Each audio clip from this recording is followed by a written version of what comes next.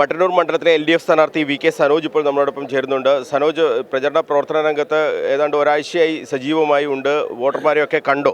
തീർച്ചയായിട്ടും തെരഞ്ഞെടുപ്പ് പ്രഖ്യാപിച്ച് ഇലക്ഷൻ കമ്മീഷൻ പ്രഖ്യാപിച്ചതിന് ശേഷം മണിക്കൂറുകൾക്ക് തന്നെ ഞങ്ങളുടെ സ്ഥാനാർത്ഥി പ്രഖ്യാപനം നടന്നല്ലോ.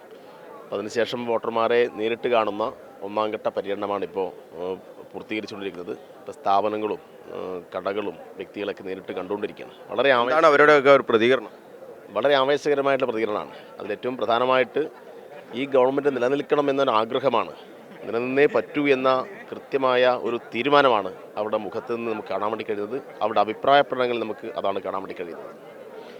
പിന്നെ മട്ടന്നൂർ മണ്ഡലം എന്ന് പറയുമ്പോൾ കേരളത്തിൽ നിന്ന് ഏറ്റവും കൂടുതൽ വികസന സാധ്യതയുള്ള വികസന പ്രവർത്തനങ്ങൾ നടന്നുകൊണ്ടിരിക്കുന്നൊരു മണ്ഡലമാണ്. ഇപ്പോൾ വിമാനത്താവളം, അന്താരാഷ്ട്ര യോഗ സെൻറ്റർ, അതുപോലെ തന്നെ അന്താരാഷ്ട്ര ആയുർവേദ ഗവേഷണ കേന്ദ്രം, കിൻഫ്രയുടെ വലിയ പാർക്ക്, അങ്ങനെയൊക്കെ വലിയ രൂപത്തിൽ പദ്ധതികൾ മുന്നോട്ട് പോയിക്കൊണ്ടിരിക്കുകയാണ്. അപ്പോൾ അതിൻ്റെ എല്ലാം പൂർത്തീകരണം, അതിനെ വിപുലപ്പെടുത്തൽ, അതിന് ഏറ്റവും പുതിയ കാലവുമായിട്ട് എങ്ങനെ അറ്റാച്ച് ചെയ്യാൻ വേണ്ടി കഴിയും എന്നുള്ള കാര്യങ്ങൾ ഇപ്പം നിരവധി ഉത്തരവാദിത്തമാണുള്ളത്.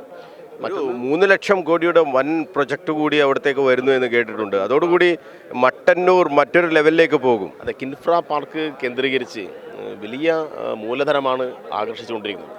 അപ്പോൾ ആ പ്രതീക്ഷിക്കുന്ന മൂലധനമെല്ലാം അവിടെ ആകർഷിക്കാൻ വേണ്ടി കഴിഞ്ഞാൽ മട്ടന്നൂരിൽ ധാരാളം ചെറുപ്പക്കാർക്ക് ജോലി കൊടുക്കാൻ വേണ്ടി കഴിയും എന്നുള്ളതാണ് ഒരു പ്രധാനപ്പെട്ട കാര്യം. ഇപ്പോൾ ഒരു പ്രധാനപ്പെട്ട ഒരു വിമർശനം അല്ലെങ്കിൽ ഒരു നമ്മളെക്കുറിച്ച് പറയുന്നൊരു കാര്യം എന്ന് പറഞ്ഞാൽ ചെറുപ്പക്കാർക്ക് ഇവിടെ തൊഴിലെടുക്കാൻ കഴിയുന്നില്ല, കുറേ ആളുകൾ പുറത്തേക്ക് പോകേണ്ടി വരും എന്നാണ്.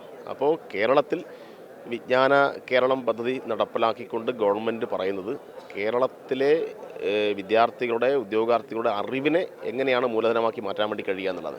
അപ്പോൾ അറിവിനെ തന്നെ മൂലധനമാക്കി മാറ്റാൻ വേണ്ടി കഴിയുന്ന രൂപത്തിൽ വ്യവസായ സൗഹൃദ അന്തരീക്ഷം, മികച്ച സ്റ്റാർട്ടപ്പ് ഇക്കോ സിസ്റ്റം, അതിലേക്ക് മൂലധനം ആകർഷിക്കൽ, ഇതൊക്കെ ഈ നിലയിൽ തന്നെ മുന്നോട്ട് പോയാൽ തീർച്ചയായിട്ടും ആർക്കും പുറത്തു പോകേണ്ടി വരില്ല. ഇവിടെ അഭ്യസ്തവിദ്യരായ ആളുകൾക്ക് മാന്യമായ ശമ്പളം കിട്ടുന്ന ജോലി സാധ്യമാവും. അതിന് ഏറ്റവും പ്രധാനപ്പെട്ടൊരു കേന്ദ്രമായിട്ട് മട്ടന്നൂരിനെ മാറ്റുക എന്നുള്ള ഉത്തരവാദിത്വം കൂടി നമ്മുടെ മുമ്പിലുണ്ട്.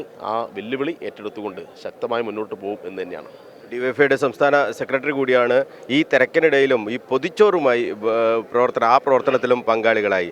ഈ ഓരോ വീടുകളിലൊക്കെ പോകുമ്പോൾ DYFI ഇങ്ങനെ പൊതിച്ചോറൊക്കെ നൽകുമ്പോൾ അത് ഒരു തവണയെങ്കിലും കഴിച്ച ആളുകളൊക്കെ ഉണ്ടാവില്ലേ? അവരുടെയൊക്കെ ഒരു പ്രതികരണം ഏതെങ്ങനെയാണ്? അതായത് DYFIയെ കുറിച്ച് ആളുകൾ കാണുന്നത് ഏതെങ്കിലും ഒരു രാഷ്ട്രീയ പാർട്ടിയുടെ ഭാഗമായിട്ടേ അല്ല.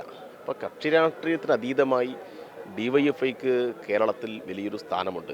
അത് ഞങ്ങൾ ഏറ്റെടുത്ത് നടത്തിയിട്ടുള്ള വിവിധ പ്രവർത്തനങ്ങളാണ്. ഇപ്പം പൊതിച്ചോറായാലും വയനാട് വീട് നിർമ്മാണമായി കഴിഞ്ഞാലും നാട്ടിലുണ്ടാകുന്ന ഓരോ പ്രശ്നത്തെയും അഡ്രസ്സ് ചെയ്യാൻ വേണ്ടി കഴിയുന്നു എന്നുള്ളതാണ്. ഇപ്പോൾ നാട്ടിലൊരു രക്തത്തിൻ്റെ ആവശ്യം വരുന്നു, DYFIക്കാരാണ് സമീപിക്കുന്നത്.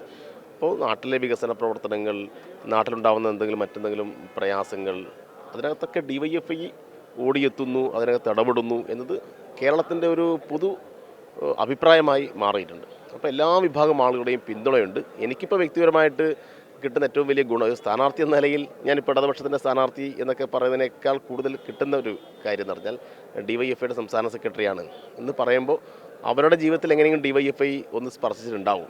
അപ്പോൾ അതിൻ്റെ ഒരു സ്നേഹം കക്ഷിരാഷ്ട്രീയ അതീതമായി അനുഭവിക്കാൻ വേണ്ടി കഴിയുന്നുണ്ട് എന്നാണ് എന്നെ സംബന്ധിച്ചിടത്തോളം അഭിമാനകരമായിട്ടുള്ള. മട്ടന്നൂർ നാട് കൂടിയാണ്. അതെ, എൻ്റെ നാട് തന്നെയാണ് മട്ടന്നൂർ. ഞാൻ പഠിച്ചത് മട്ടന്നൂർ പഴശ്ശിരാജ NSS കോളേജിലാണ്. എൻ്റെ ഹയർ സെക്കൻഡറി വിദ്യാഭ്യാസം എടയന്നൂർ വൊക്കേഷണൽ ഹയർ സെക്കൻഡറി ആയിരുന്നു. എൻ്റെ SFI ജീവിതത്തിലെ ഒരു പ്രധാനപ്പെട്ട ഭാഗം മട്ടന്നൂരൊക്കെ കേന്ദ്രീകരിച്ചായിരുന്നു. അതുകൊണ്ട് എനിക്ക് മട്ടന്നൂരിൽ ഏത് വീട്ടിൽ പോയി കഴിഞ്ഞാലും കോളേജ് യൂണിയൻ ചെയർമാനായും മാഗസിൻ എഡിറ്ററായും ബാലസംഘത്തിൻ്റെ ജില്ലാ സെക്രട്ടറിയായും SFIയുടെ ജില്ലാ ഭാരവാഹിയായിട്ടൊക്കെയുള്ള ഒരു അനുഭവവും പരിചയവും അത് നമുക്ക് ആവോളം അനുഭവിക്കാൻ വേണ്ടി കഴിയുന്നുണ്ട്. ആ സ്നേഹം കൂടുതൽ വോട്ടായിട്ട് മാറും എന്ന കാര്യത്തിൽ തർക്കമില്ല. ഇപ്പോൾ പലരും വിളിച്ച് പറയുന്നത് ഞങ്ങൾ കമ്മ്യൂണിസ്റ്റ് പാർട്ടി അല്ലെങ്കിൽ നിങ്ങളുടെ വോട്ട് ചെയ്യുന്ന ആളല്ലെങ്കിലും സനോജിനെ എങ്ങനെ സഹായിക്കും എന്നൊക്കെ പറയുന്ന കുറേ അനുഭവങ്ങൾ ഉണ്ടായിട്ടുണ്ട്. ഈ ന്യൂനപക്ഷ വിഭാഗങ്ങൾക്കിടയിൽ വലിയ രീതിയിൽ തെറ്റിദ്ധാരണ പരത്തുന്ന പ്രചരണങ്ങൾ ഇപ്പോൾ എല്ലാ വീടുകളിലും കയറി മുഖ്യമന്ത്രി പിണറായി വിജയൻ തന്നെ അതിൻ്റെ ഒരു സൂചനകളൊക്കെ നൽകിയിട്ടുണ്ട്. ഈ വീടുകളിലൊക്കെ പോയി ഇങ്ങനെ SIRൻ്റെ പിന്നിൽ ഇടതുപക്ഷ സർക്കാരാണ് എന്നൊക്കെ പറഞ്ഞുള്ള പ്രചരണങ്ങളൊക്കെ നടക്കുന്നുണ്ട്. അതൊക്കെ പറയുന്നുണ്ടോ ആളുകൾ? ഇങ്ങനെ നിങ്ങൾ അങ്ങോട്ട് പറയുന്നുണ്ടോ?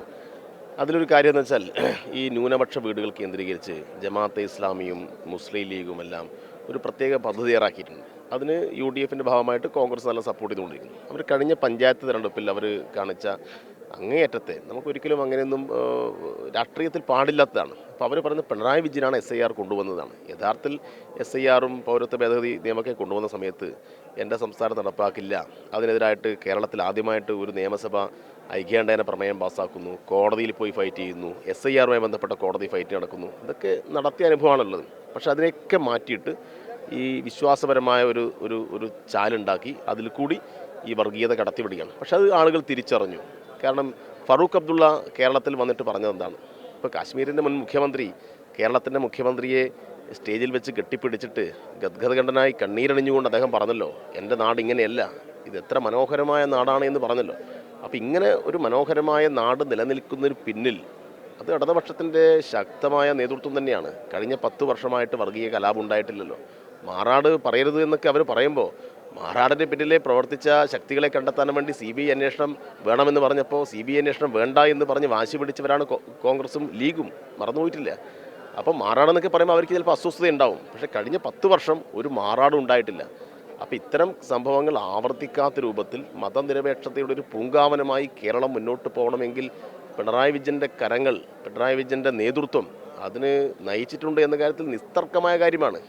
പിന്നെ കുറച്ചാളുകളൊക്കെ തെറ്റിദ്ധരിപ്പിക്കാൻ വേണ്ടി കഴിയും. പക്ഷേ കേരളത്തിലെ മഹാഭൂരിപക്ഷം വരുന്ന പ്രത്യേകിച്ച് മതന്യൂനപക്ഷം, മുസ്ലിം ന്യൂനപക്ഷത്തിൽപ്പെട്ട ആളുകൾ തിരിച്ചറിവിൻ്റെ പാതയിൽ തന്നെയാണ്. അതിൻ്റെ റിസൾട്ട് ഇത്തവണ ഉണ്ടാവും. അങ്ങനെ വിശ്വാസത്തിൻ്റെ പേര് പറഞ്ഞ് ഇനി പറ്റിക്കാൻ വേണ്ടി കഴിയില്ല. ഈ മറ്റൊരു പ്രചരണം കേൾക്കുന്നത് ഈ മൂന്നാമതും LDF സർക്കാർ വന്നാൽ നാലാമത് BJP സർക്കാരായി മാറും എന്നുള്ള പ്രചരണം കൂടെ, അതും ഈ ന്യൂനപക്ഷ വിഭാഗങ്ങളുടെ വീടുകളിലൊക്കെ എത്തി പറയുന്ന കാര്യങ്ങളാണത്. അതൊക്കെ തീർത്തും തെറ്റായ കാര്യങ്ങളാണല്ലോ. അപ്പോൾ അങ്ങനെയാണെങ്കിൽ പിന്നെ കർണാടകയിൽ കോൺഗ്രസ് വരണ്ടെന്ന് പറയുമോ? അല്ലെങ്കിൽ തുടർഭരണത്തിൻ്റെ വേണ്ടെന്ന് പറഞ്ഞാൽ തമിഴ്നാട്ടിൽ സ്റ്റാലിൻ മാറിയിട്ട് ആര് വരണമെന്നാണ് പറയുക? അപ്പോൾ ഇത്തരം വാദങ്ങൾ ഉന്നയിക്കുന്നത് അധികാരത്തിൻ്റെ കസേരയോടുള്ള ആർത്തി കൊണ്ടാണ്.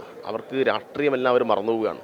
അപ്പോൾ വസ്തുനിഷ്ഠമായി കാര്യങ്ങൾ വിലയിരുത്തിയാൽ ഇന്ന് കേന്ദ്ര ഗവൺമെൻറ് പിന്തുടരുന്ന ഈ അറുപിന്തിരിപ്പിനായിട്ടുള്ള നയങ്ങൾക്കെതിരായിട്ട് ലോകത്ത് ഇതുപോലൊരു ബദൽ അവതരിപ്പിക്കുന്ന ഒരിടമുണ്ടോ, ഒരു ഗവൺമെൻറ് ഉണ്ടോ എന്ന് ചോദിച്ചാൽ ഇല്ല, അത് സംസ്ഥാന ഗവൺമെൻറ്റാണ്.